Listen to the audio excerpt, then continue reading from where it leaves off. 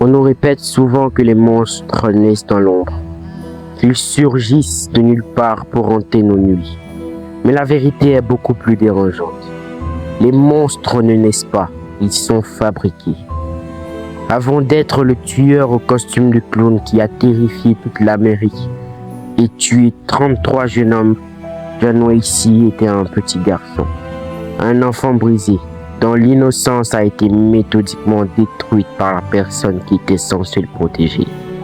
Si vous voulez comprendre comment un humain peut devenir aussi sadique, aussi imperméable à la souffrance des autres, il ne faut pas regarder ses crimes, il faut regarder ses premières années.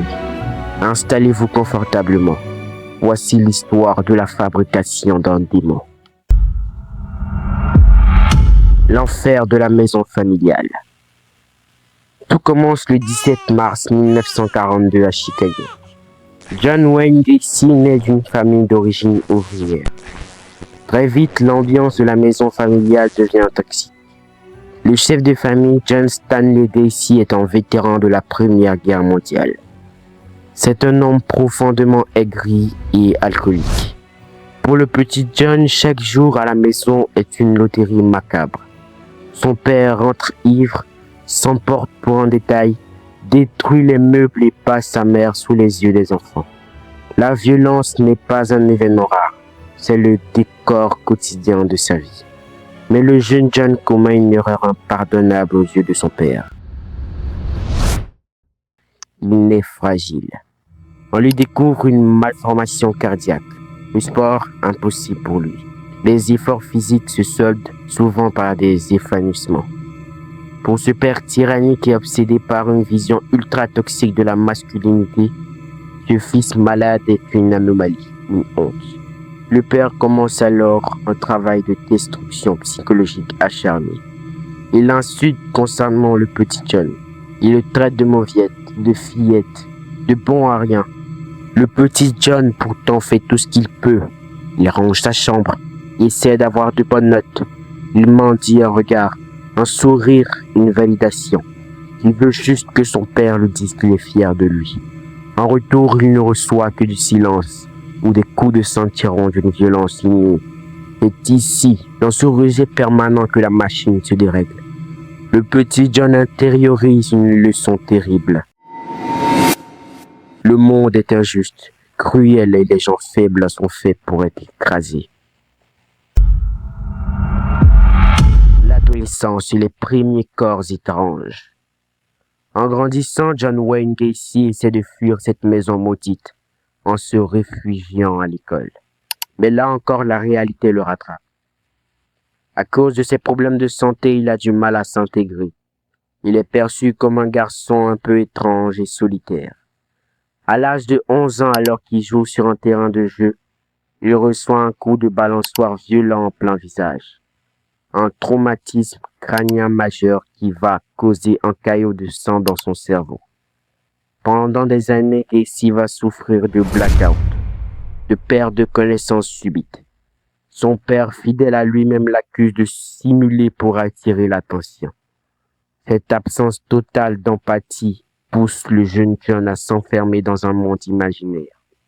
Un monde secret où c'est lui et lui seul qui contrôle les règles.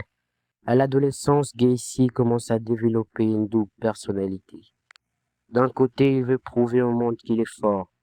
Il commence à travailler très jeune, enchaîne les petits boulots comme livreur de journaux ou coursier, et montre une obsession maladive pour l'argent et le statut social. Mais de l'autre côté, dans le secret de sa chambre, ses pulsions commencent à muter. Il ressent des tiraillements qu'il ne comprend pas. Une fascination morbide pour le pouvoir et le contrôle total sur autrui. L'adolescent innocent est en train de disparaître, laissant place à une carapace vide de toute émotion. À la fin des années 50, Gacy n'a qu'une seule idée en tête. Fuir Chicago. Fuir les pointes de son père et l'ombre étouffante de cette maison. Il veut se prouver au monde qu'il peut être un homme, un vrai. Il plie bagages et s'installe à Las Vegas. Là-bas, il trouve un boulot de veilleur de nuit dans une morgue. Un détail qui peut sembler anodin mais qui en dit long sur sa fascination naissante pour la mort et les corps inertes. Pourtant, Gacy ne reste pas dans le Nevada. Il revient dans l'Illinois, s'inscrit dans une école de commerce et obtient son diplôme. En 1964, à l'âge de 22 ans, il décroche un poste de manager chez les géants de poulet frits, KFC. Pour la première fois de sa vie, Gacy a du pouvoir. Il dirige des employés, il gère des budgets. Et pour couronner cette nouvelle vie de citoyen modèle, il se marie avec une jeune femme nommée Mary. Le couple déménage à Waterloo, dans l'Iowa, où le beau-père de Gacy lui confie la gestion de 3 restaurants. À ce moment-là, si vous croisez John Wayne Gacy dans la rue, vous voyez un jeune patron dynamique, souriant, membre du club local des commerçants et toujours prêt à rendre service. Il a enfin tout ce dont il rêvait pour faire taire les insultes de son père. Mais derrière les sourires de façade et les seaux de poulet frit, la bête noire qu'il cache en lui, c'est ta famille.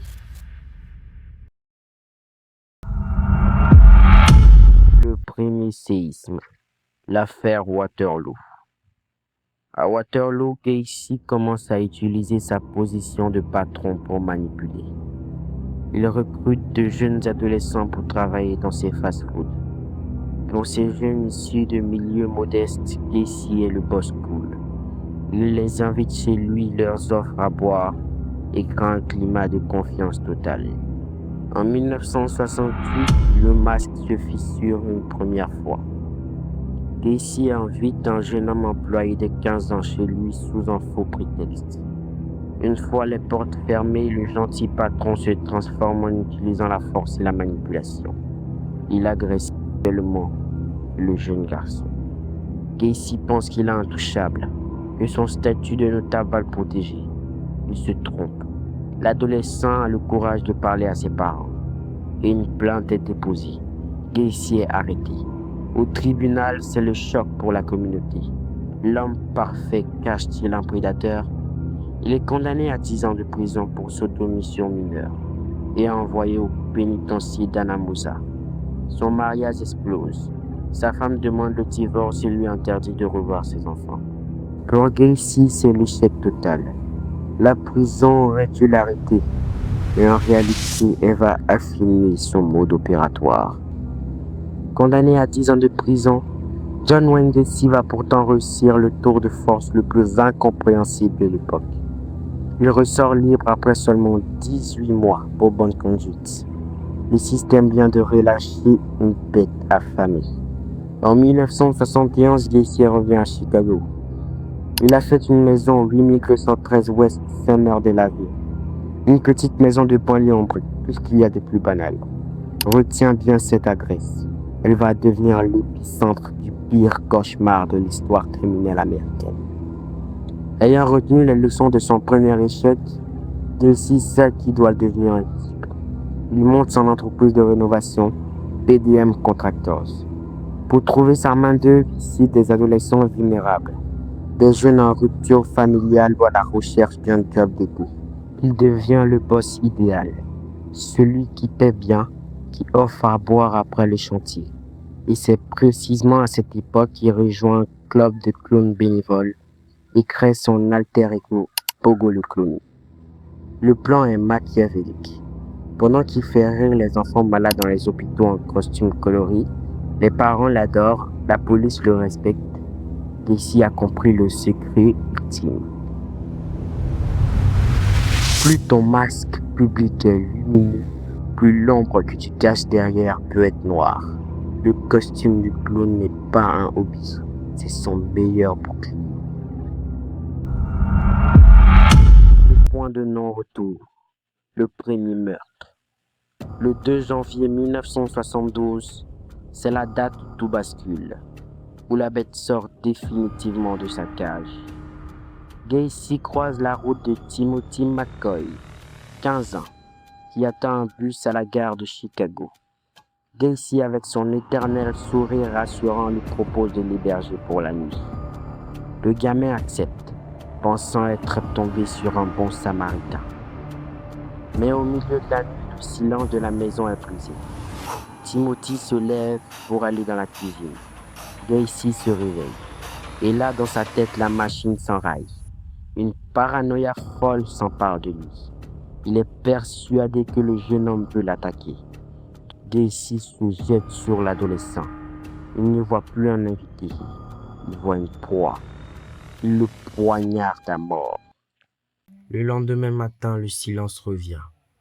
Gacy contemple le corps inerte du jeune garçon. Et là, au lieu de paniquer, au lieu de pleurer, il ressent un calme absolu.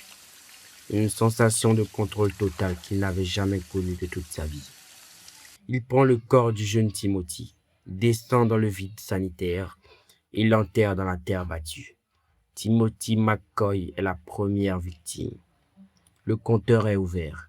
Et pendant les 6 années qui vont suivre, la maison de Summerdale Avenue va se transformer en un véritable cimetière privé.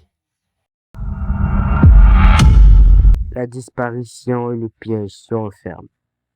Pendant 6 ans, Gacy répète le même scénario macabre. 33 jeunes hommes disparaissent sans laisser de traces. 33 vies étouffées, enterrées sous les pieds des invités de Gacy. L'odeur dans la maison devient suspecte, mais Gacy prétexte pour un problème d'humidité ou d'égout. Personne ne soupçonne le clown de la ville. Mais le 11 décembre 1978, Gacy commet son erreur fatale. Robert Pist, un adolescent de 15 ans, disparaît après être allé parler à un entrepreneur pour un job d'été. Cet entrepreneur, c'est John Wayne Gacy. Cette fois, la police ne lâche pas l'affaire.